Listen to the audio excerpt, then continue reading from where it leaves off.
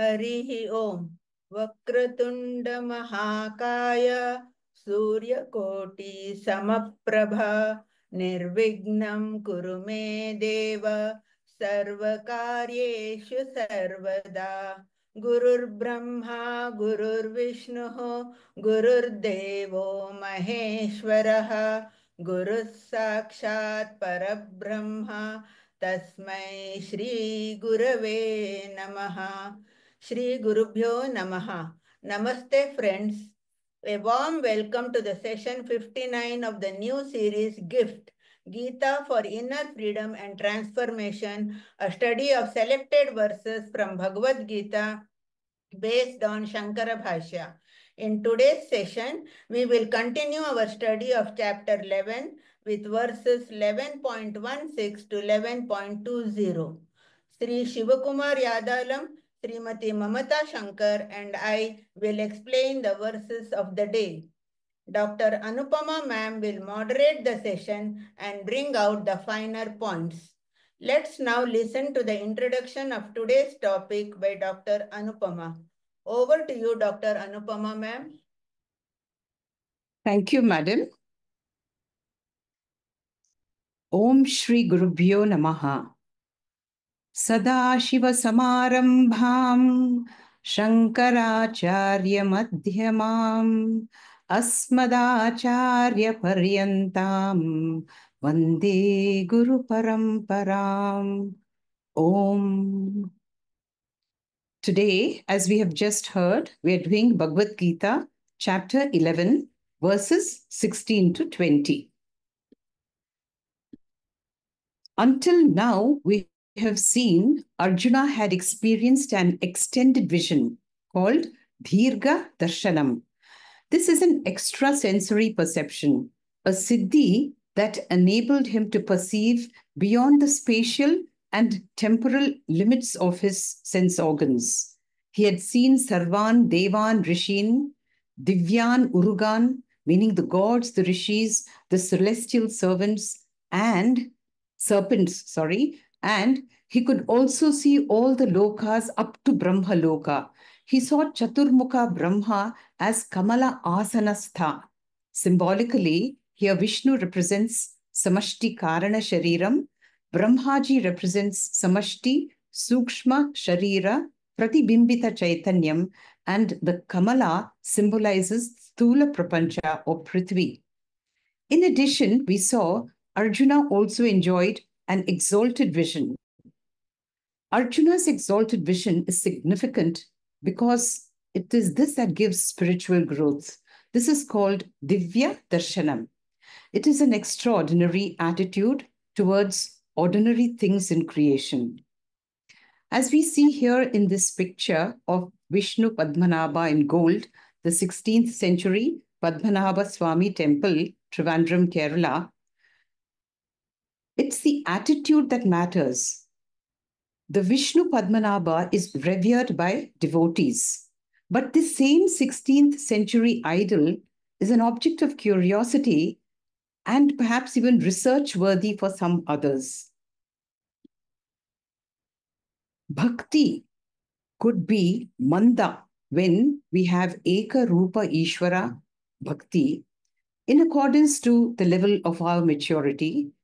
Gradually, we can progress to Madhyama Adhikari's Bhakti, which is Aneka Rupa Ishwara. We have seen here in this picture, Aneka Bahu Udara Vakra Netram, Ananta Rupam Tava Aham Sarvataha Pashyami. This is what Arjuna says, Na Antam, Na Madhyam, Na Punastava Adim. This means Ishavasyam Idam Sarvam Yat Kincha Jagatya Jagat. Arjuna says, Mad Anugraha Paramam Guhyam Adhyatma Sanyitam. He says this knowledge is Paramam, meaning this is a Raja Vidya, but also it is Guhyam. It is a Raja Guhyam, meaning a secret teaching. Why is it a secret teaching?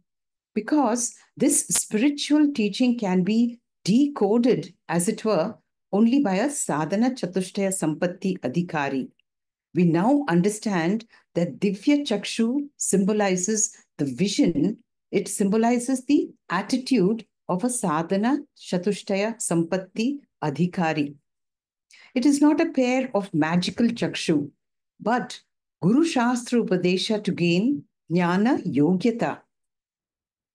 Tracing our evolution of understanding of Vishwaroopa Ishwara, we see that initially we believe the world vision and God vision are mutually exclusive experiences. This is what we call the triangular format of Jiva Jagat Ishwara.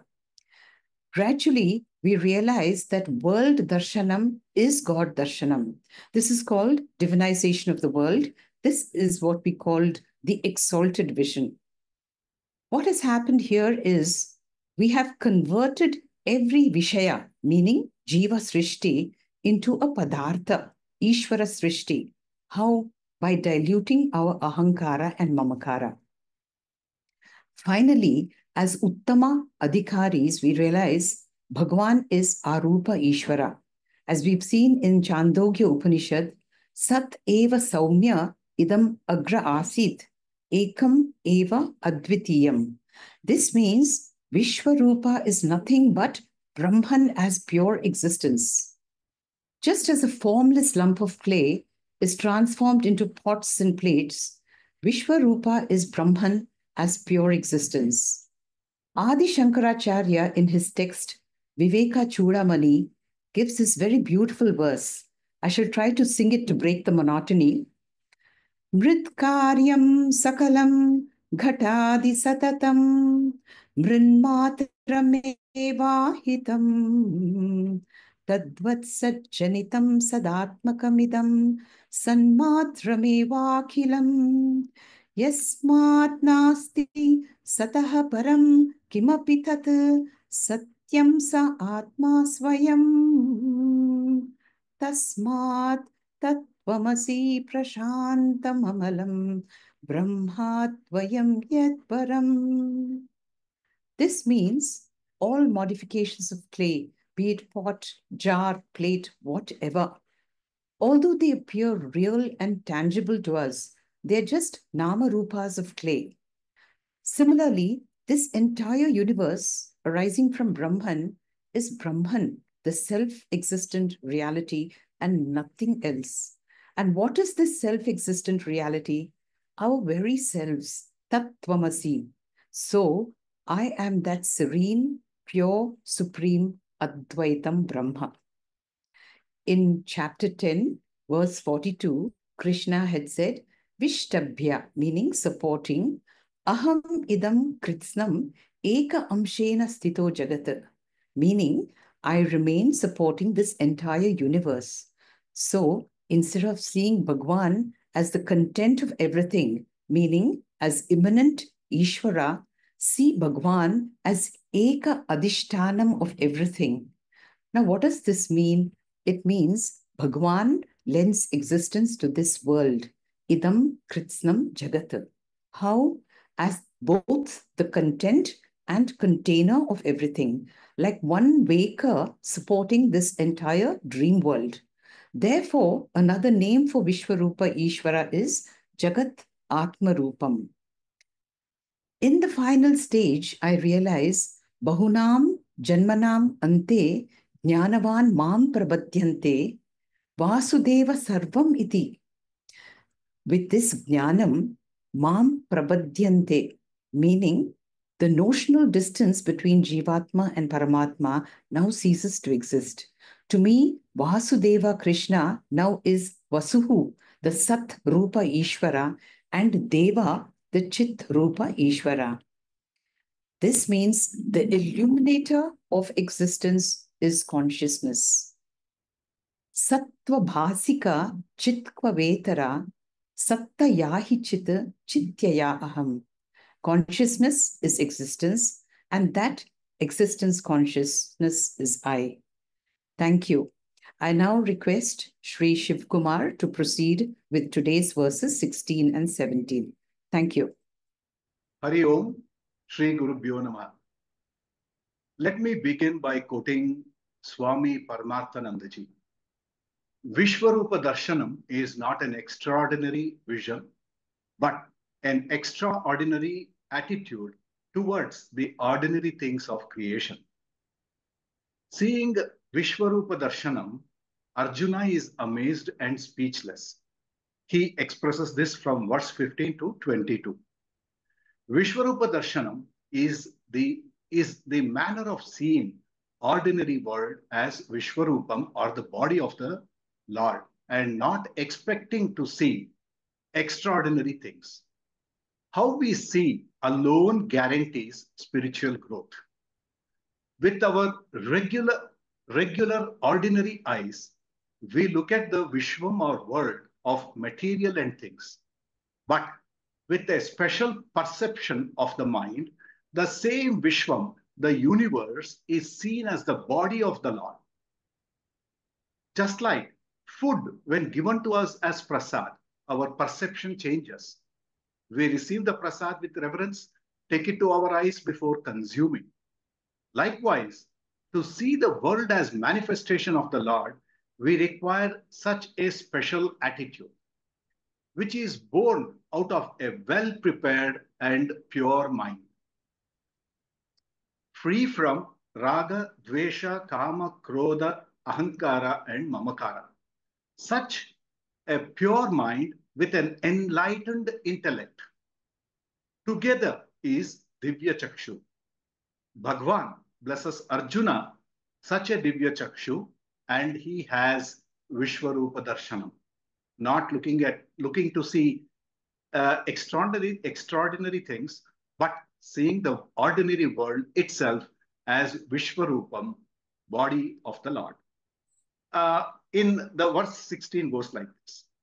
Aneka bahudara vaktra netram pashyami tvam sarvato anantarupam nantam na madhyam na punastavadhim pashyami Vishweshwara Vishwarupa. In this verse, Vishwarupam, as seen by Arjuna, is well brought out. He says, Aneka bahudara vaktra netram pashyami tvam sarvato anantarupam. I see your Vishwarupam, my Lord, with countless arms, hands, stomachs, faces, and so on. Mouths, or Vishwaroopa Ishwarasya Angani, in the entire creation of cosmos. This requires an attitudinal change to rejoice at the limitless forms of the Lord. Then Arjuna expresses vastness of the Vishwarupam, form of the Lord. He says, Nantam na madhyam na punastavadhim pashyami. I do not see neither the beginning, nor the end, nor the middle. By this, he is expressing the vastness of the Vishwarupam. Arjuna concludes his expression with two adjectives, Vishveshwara and Vishwarupa. Vishveshwara is a Sanskrit term meaning Lord of the universe, and Vishwarupa means universal form. The form described as having countless heads, eyes, faces, arms, encompassing the entire universe, the one whose body is the world itself. The verse 17 goes like this. Kiritinam, Gadinam, Chakrinancha, Tejorasim, Sarvato Deeptimantam, Pashyami Tvam, Durnirikshyam, Samantad Deeptanalarka, Dhyutim Aprameyam. Next slide, please. Continuing his description of the Vishwarupam of the Lord, he says, Kiritanam, Gadinam, Chakrinancha, Tejorasim, Sarvato Deeptimantam. In the previous verse, we saw that the universal form is described as having countless heads, eyes, faces, arms, etc., encompassing the entire universe, the one whose body is the world itself. Therefore, Kiritinam, the universal form, has thousands of Kiritam. Gadinam, each hand carrying a Gada Ayudam, and Chakrinancha, with thousands of hands, with Chakrayudam. Our normal physical eyes get blinded upon seeing an extremely bright object like the sun. The Vishwarupa, universal form, consisting of millions of stars, thousands of blazing suns, a mass of effulgence shining in all directions. The effulgence is so dazzling, glaring with brilliance, thus that exceeded thousands of blazing suns. Arjuna was able to behold the immensely stunning universal form because he had received the blessing of divine eyes from the Lord. Many of our spiritual kshetras like Badrinath, Kedarnath, Gangotri, Yamunotri, Amarnath are situated but wondrous places. It is this Vishwarupam that we should behold and enjoy. Concluding, remember what Arjuna sees is not important. What is more important is not seeing extraordinary things, but seeing ordinary world itself as Vishwarupam, the body of the Lord.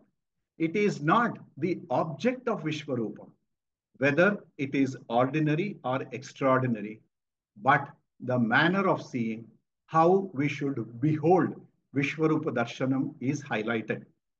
Therefore, more than extended vision, exalted vision is important. We see this world which is perceptible to our ordinary sense organs. What we see does not give us spiritual growth. Rather than seeing it as just as a world, seeing it as God is the exalted vision, which is seeing all the bodies of all the people and all the eyes, nose, ears of all the living creatures as part of Vishwarupam is important. This alone gives us sadhana chatushtaya sampatti, and this alone is required for aham brahmasmi gnanam. From spiritual angle, exalted vision alone is important. Extended vision is not required for moksha. Therefore, our focus should be on exalted vision. Hari Om, Shri Gurubhyo Namaha, Shri Krishna Arpanamastu. Shri Gurubhyo Namaha. Chanting the verse 18 of the chapter 11. Tvamaksharam paramam veditavyam tamasya vishvasya param nidhanam tvamavyaya shashvata dharma gopta sanatanastvam purusho mato me. Literal meaning is, you are the supreme imperishable one to be known.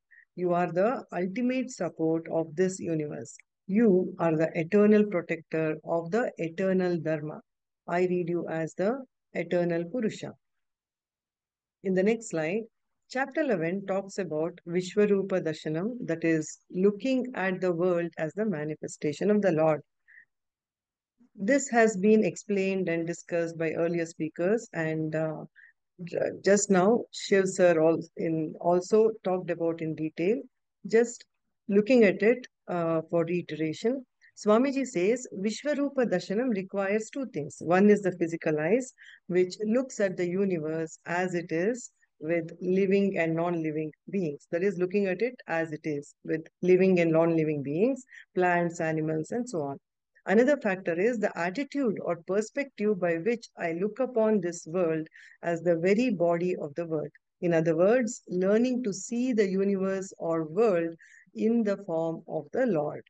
This requires Vedantic teaching or scriptural study for the seeker. That is, practice and assimilation of the teaching to train or refine the mind to understand that Lord is the material cause of the universe and Lord Himself is manifesting as the universe. This attitudinal change is called Divya Chakshu. In the next slide, once again reiterating this example, which has been just explained in detail by the previous speaker, Swamiji explains with the analogy of temple prasada for better understanding of Divya Chakshu. When laddu is in our hands, the next obvious thing we do is to eat it.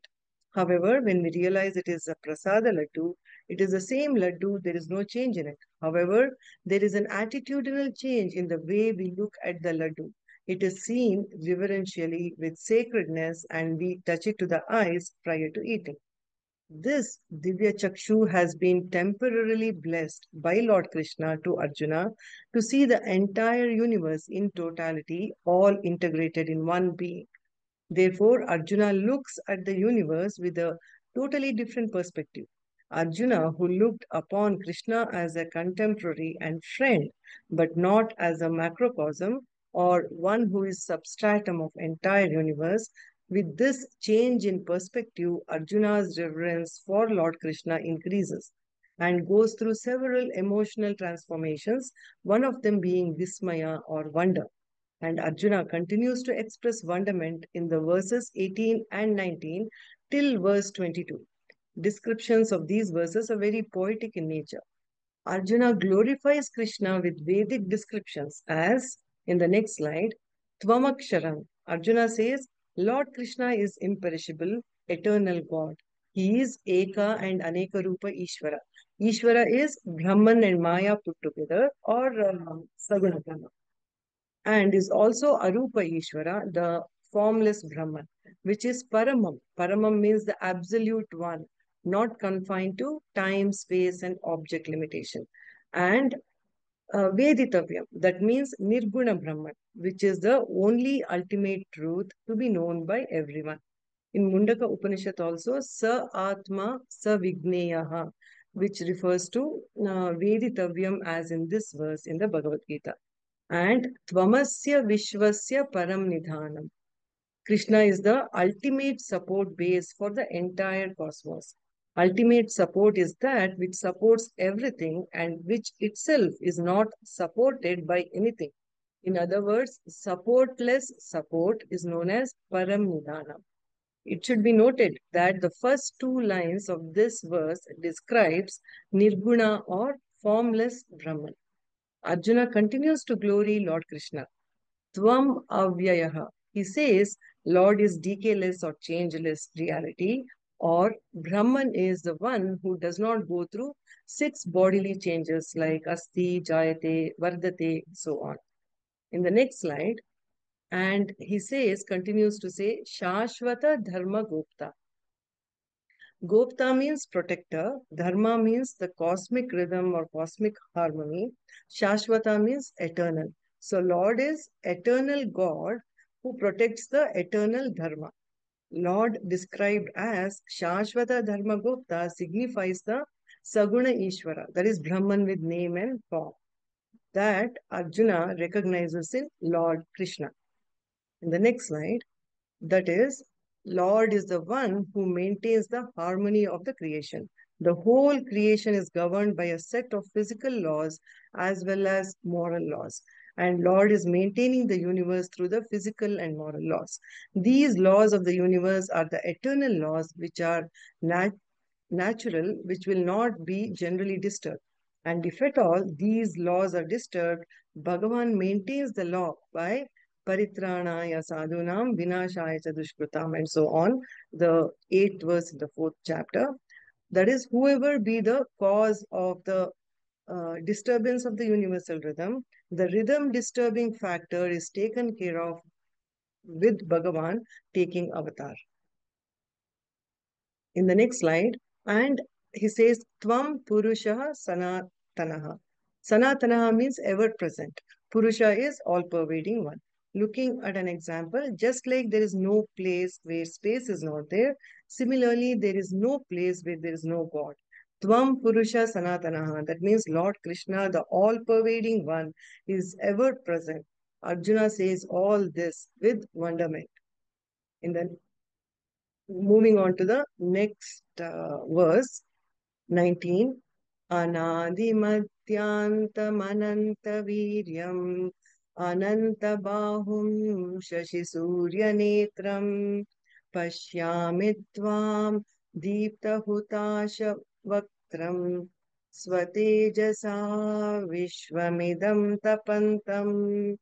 Literal meaning is, I see you as one who has no beginning, middle, or end, who has limitless power, who has countless arms, whose eyes are the moon and the sun, whose mouth is the blazing fire, and who scorches this universe with your radiance. This verse is again similar to the 16th verse, which has been just discussed. In the next slide, Arjuna continues expressing wonderment in this verse 19 as well over Lord Krishna's divinity. Arjuna says, Anadi Madhyanta Manantam. He says Krishna is Lord without beginning, middle, and end, with infinite power and Ananta Viryam, omnipotent, by which he creates this universe itself. Then Ananta Bahum, with endless arms and hands. The idea is the hands belonging to all the people. Really, that is, the hands belonging to all the people really belong to the Lord alone. And therefore, all the hands that I see are Bhagavan's hands. Then Shashi Surya Netra.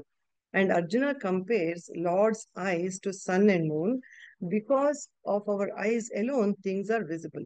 And similarly, because of sun and moon alone, the world during the day and night respectively become visible. So Arjuna compares the sun and moon to the eyes, and from this, it is very clear that Vishwaroopa is not another special form that appeared, but Vishwaroopa is the very universe itself, for which the sun and the moon are the illuminating principles. In the next slide, and Arjuna continues to express wonderment and says, Deepta Bhutasha Vaktra. That is, Arjuna says Krishna's mouth is Agni or the fire. Deepta means well kindled. Hutasha means ready to consume all the oblations. So Arjuna is comparing Krishna's mouth to a huge conflagration of fire that is ready to absorb anything. There are two reasons to say Agni is the mouth of the Lord. Swamiji says one is Agni, the fire principle, swallows everything it comes in contact with, especially during rituals, and we use the mouth to swallow food, that is, put in the mouth. Therefore, Agni is considered as mouth of the Lord. Another reason is the presiding deity of the Vag Indriyam is Agni Devata. Therefore, Agni Devata becomes the mouth of the Lord. In the next slide, the fiery mouth is so big that it is Vishwamidam Tapantam, scorches the whole universe with its Swatejasa, that is radiation. Here, scorching heat on the earth is referred to the heat radiated by the sun, which is also part of Vishwarupa. In the next slide, or the last slide, Shankaracharya further details in the Bhashyam on the fiery mouth of the Lord and the associated radiation of the heat. Just like Agni swallows everything that it comes in contact with, Krishna's fiery mouth, Deepta Hutasha is compared to battlefield consuming several people. And Swatejasa, the radiation of the heat of the fire, is symbolically compared to Kala Tattva. That is signifying there is destruction of living beings with time passing by. Therefore, Deepta Hutasha Vaktram in the verse indicates or can symbolize Arjuna's wonder is gradually transitioning to fear. Thank you, sir. Hari Om. Hari Om. This 11th chapter of Bhagavad Gita is a unique and poetic chapter where Sri Krishna shows the cosmic form of God to Arjuna. It is a vivid description of what Arjuna saw and the experience itself. First, he is overcome by awe. The previous slide. First, he is overcome by awe, then comes fear, and finally, a great feeling of devotion and surrender. When Arjuna asked for the cosmic form of God experience, Krishna gives Arjuna the eye of wisdom, the eye of understanding. The understanding is that Lord alone manifests as everything. It is only a new perspective that is developed by understanding Krishna's teachings in 7th, 9th, and 10th chapters. One should learn to train his mind to look upon the universe as the body of the Lord.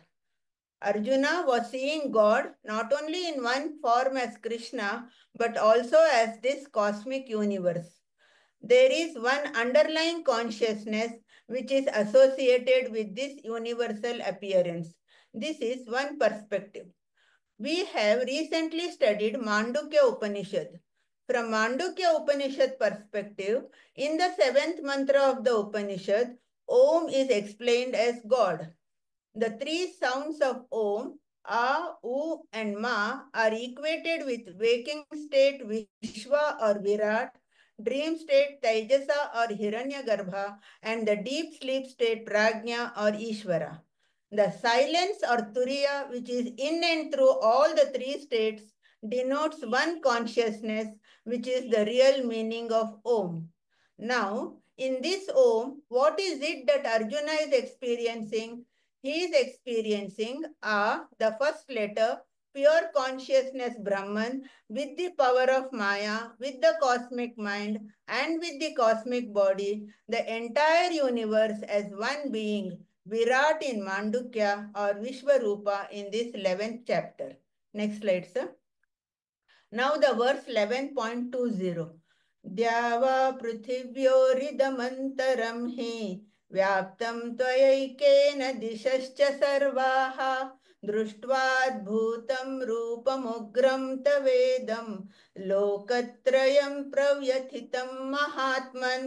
Mahatman, O great Lord, Dyava Prithivyoridhamantaram, this space between heaven and earth, Dishascha Sarvaha, as well as all the 10 directions, He Vyaptam Tvayaikena, is indeed pervaded by you alone. Društvad bhutam rupam ugram tavedam, having seen this wonderful and fierce form of yours, lokatrayam pravyathitam, all the three worlds are frightened. Next slide. Dyava prithivyorī damantaram hi vyaptam. The intermediary space between the earth and the heavens is pervaded by you. The entire universe between earth and heaven is your very body. Shankaracharya in his Bhashyam translates this as Antariksham, the intermediary loka, which we generally call it as Bhuvarlokaha. Next slide, sir. Tvayaikena. In Arjuna's concept of place, space is only within the canvas of Krishna, and he says, wherever I look, it is only thy macrocosmic form, up in the sky, the sun and the moon. Without a second thing, this entire universe is totally pervaded by you alone. Dishascha sarvaha. Not only you pervade all the objects, but all the 10 directions too. 4 primary directions, 4 secondary directions like northeast, northwest, etc. Then up and down. Swamiji in his commentary on Shankara Bhashyam tells us that this is the vision Vedanta wants us to have before coming to Aham Brahmasmi. Vedanta never asks us to deny any problems that come in life. Accept everything as an integral part of I, the Atma. Therefore, without Vishwaroopa Darshanam and without the attitude of accommodating everything as an integral part of life, we can never come to Aham Brahmasmi comfortably. Društvad bhutam rupam ugram tavedam. Here in his Bhashyam, Shankaracharya uses the word upalabhya for društva. By using upalabhya, he wants to include all the sense organs, not just the eyes. One perceives the world with all the sense organs, the eyes, ears, nose, etc. Here Arjuna says, earlier he used to have a fragmented vision of the world and would experience raga dveshas. But now he sees the Lord pervading the whole world. Therefore, adbhutam, wonderful. But at the same time, Arjuna has seen the fiery mouth of the Lord, which is capable of swallowing everything. He is seeing the Lord as a destroying death principle. Therefore, Arjuna adds the word Ugram. This Vishwarupam is wonderful and also frightening. Lokatrayam pravyathitam mahatman. Arjuna is addressing the Lord as Hey Mahatman, the one whose body is infinite. The concept of universal oneness cannot be easily grasped. The more one realizes it, the more one gets staggered at the immensity of it all. A limited intellect cannot but shudder at the manifestation of such a vast and majestic truth. Seeing the marvelous and awful form, Arjuna says, all the three worlds are trembling. It is psychologically true that we look at the world through the windows of our mind. As is our mind, so is the world to us. Arjuna felt staggered and trembling in himself when he looked at the world in that mental condition, and he could not but see that the whole world was equally wonderstruck and trembling as he himself was. Here it can be observed that Vyasacharya does not forget the fundamental behavior in man.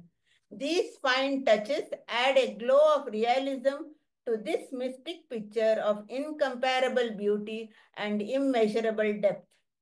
Arjuna had a doubt regarding the possibilities of success in war. Verse 2.6, Edva Jayema Edivano Jayeyuhu. In order to remove this doubt, Lord Krishna now gives Arjuna a peep into the future that is in store for the world in the coming verses. Harihi Om. Shri Gurubhyo Namaha. Thank you, Dr. Anupama, and the speakers of the day for a wonderful session. Thank you, friends, for your active participation. As all of you are aware, Param Vedanta has been offering Guru Dakshina to all our Gurus twice a year, once during Guru Purnima and again during Gita Jayanti. You have been a part of this offering all through, and we are indeed grateful to you. This year, Gita Jayanti was on the 11th of December, and the window is now open for us to offer our gratitude to the lotus feet of our Gurus. I am sure you will join us in this Guru Seva as always. Needless to mention, the decision to donate is purely voluntary. The entire amount of your offering thus collected will reach our Gurus.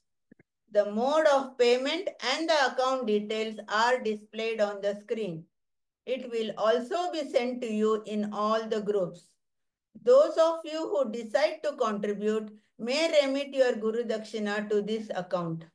Overseas listeners, please note that the amount needs to be transferred from an Indian account. Details of Guru Dakshina offered will be shared with you all. Thank you all for being with us in this divine journey. Let's tune in at 6:45 p.m. on Friday, the 3rd January 2025 for session 4 of Atma Bodha to study verses 15 to 19. Om Purnamadah Purnamidam Purnat Purnamudachyate Purnasya Purnamadaya Purnamevavashishyate. Om Shanti Shanti Shanti. Hari Om. Shri Gurubhyo Namaha. Hari Om. Krishnam Vande Jagadguru.